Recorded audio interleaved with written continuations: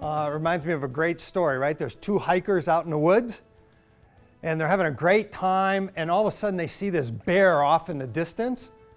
And the one guy immediately unzips his backpack, pulls out his tennis shoes, takes off his hiking boots, and starts putting on his tennis shoes. And his buddy goes, "Man, what are you doing? There's a bear over there. We got to outrun it." Guy finished lacing up his last shoe, and he goes, "No, I don't have to outrun the bear. All I have to do is outrun you." What's the idea there? He's running a race to get ahead of him. Well, that's what your second lowest producer is doing. They're running just fast enough to do what? Stay ahead of the lowest producer. Why? Because that lowest producer is your minimal acceptable standard. It's a living, breathing. And right now you have that person on your team. The question is that acceptable performance or not? And if it's not, we have to confront it sooner rather than later. Last segment for Coaching for Success is titled Confronting Problem Performers. And I love the quote that Harvey McKay starts us off with. He says, "It's not the people that you fire who will make your life miserable, it's the people that you don't fire."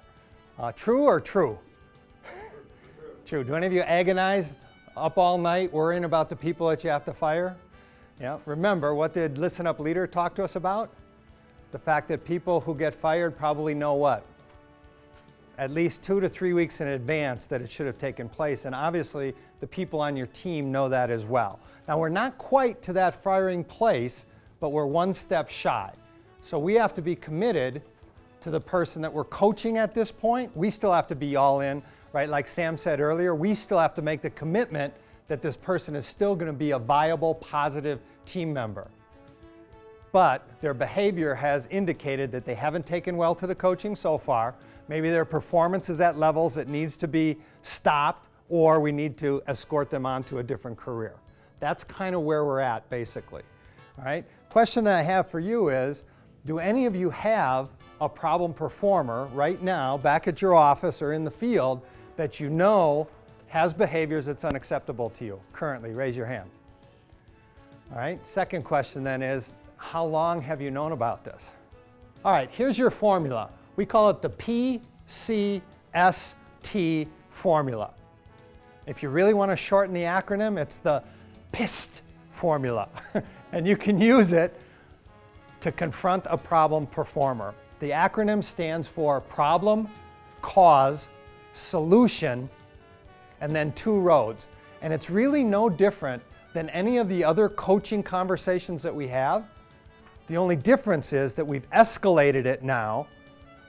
And instead of playing soft, consultant role, let's ask a ton of questions, now you've got to kind of drive the conversation, because essentially this person has already escorted themselves to the intersection of choice.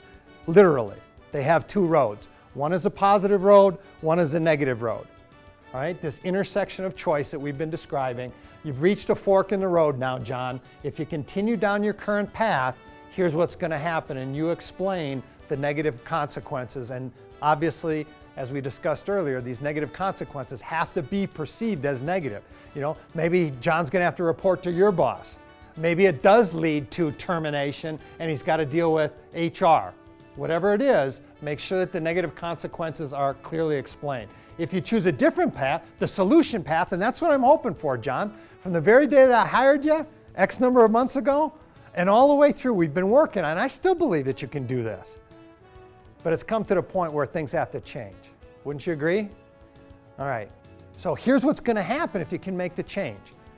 And then explain the positive consequences.